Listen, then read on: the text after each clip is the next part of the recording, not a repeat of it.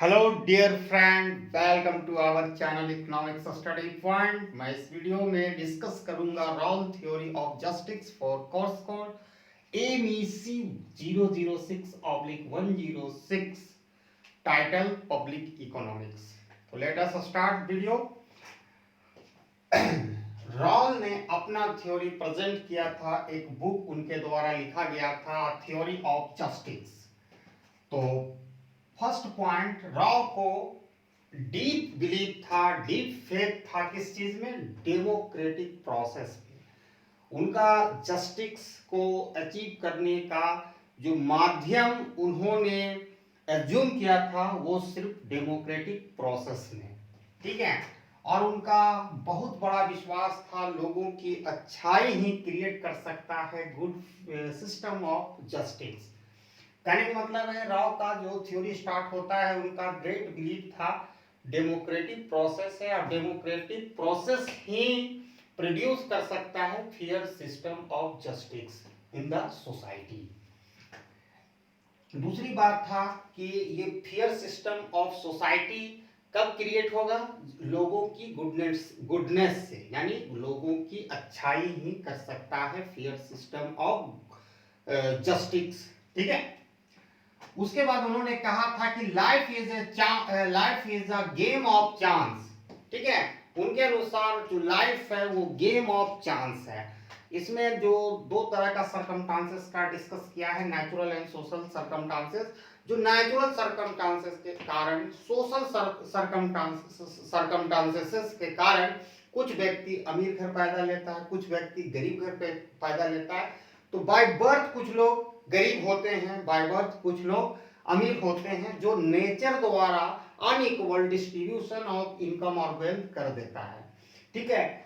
तो यही इनइक्वालिटी जो नेचर के द्वारा इंपोज किया जाता है अनफॉर्चुनेट पर्सन पर, ठीक है, उसको उन्होंने कहा कि एक fair social system to mitigate the natural distribution of inequality.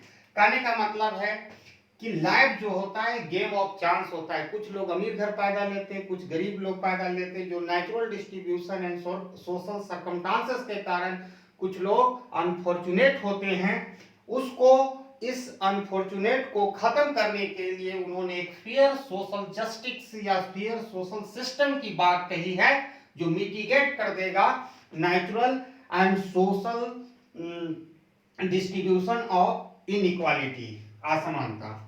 उसके बाद पॉइंट नंबर 5 में रॉल ने प्राइमरी गुड्स की डिस्कस की है। प्राइमरी गुड्स का मतलब पब्लिक गुड्स से होता है। उन्होंने 4 प्रकार की गुड्स, पब्लिक या प्राइमरी गुड्स की चर्चा की है। Right, power, income, wealth. Right मतलब अधिकार, पावर होना चाहिए, सोसाइटी में इक्वल पावर होना चाहिए, इनकम के सोर्सेस होना चाहिए, वेल्थ मतलब कुछ प्रॉपर्टी का ऑन, जैसे लैंड का ऑनरशिप होनी चाहिए, वो चारों। तो इनके अनुसार कहना था कि प्रत्येक व्यक्ति को ये राइट है कि एंजॉय करे ये 4 प्रकार का primary goods, right, power, income, wealth. उन्होंने इनका इंटायर जो प्रिंसिपल है वो 2 प्रिंसिपल पर आधारित है। पहला, इक्वल बेसिक लिबर्टी, मतलब प्रत्येक व्यक्ति को इक्वल लिबर्टी होनी चाहिए। लिबर्टी मतलब आजादी होना चाहिए, चाहे चूज करने में वो अपना एक्यूपेशन हो, प्रोफेशन हो, या अपनी समाज में कोई पार्टिसिपेशन हो, ठीक है, आजादी होना चाहिए। और सोशल एंड इकोनॉमिक जो इनइक्वालिटी है उसको फेयर सोशल सिस्टम से दूर करने की बात कही है, ठीक है। उसके बाद society should achieve fairness on the basis of 2 principle, equality of opportunity principle and differences principal.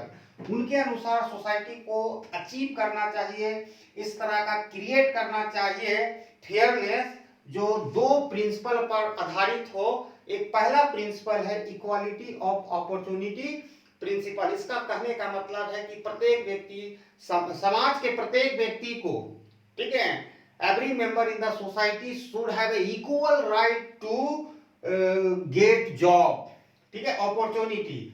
मतलब समाज के प्रत्येक लोगों को इक्वल अवसर होना चाहिए, इक्वल अपॉर्चुनिटी होनी चाहिए अपनी जीवन जीने के लिए, सोशल इकोनॉमिक्स में अपनी प्रोफेशन को चूज करने के लिए।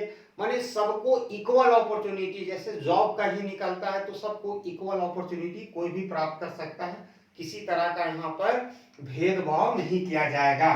डिफरेंस प्रिंसिपल में कहना था कि समाज में जो डिस्ट्रीब्यूशन हो, मतलब इस तरह का पॉलिसी फॉर्मुलेट हो, इम्प्लीमेंट हो, जिससे सबसे गरीब समाज के लोग, disadvantage people get maximum benefit. मतलब डिफरेंस प्रिंसिपल में मतलब है कि आर्थिक, सामाजिक या कोई भी नियम इस प्रकार बनाया जाए जिससे समाज के सबसे निचले स्तर को सबसे ज्यादा फायदा हो। फिर उन्होंने एजुकेशन की बात कही है, एजुकेशन के कारण ही डेमोक्रेटिक या जो इंस्टीट्यूशंस है, संस्थाएं हैं, वो मजबूत बनती है। और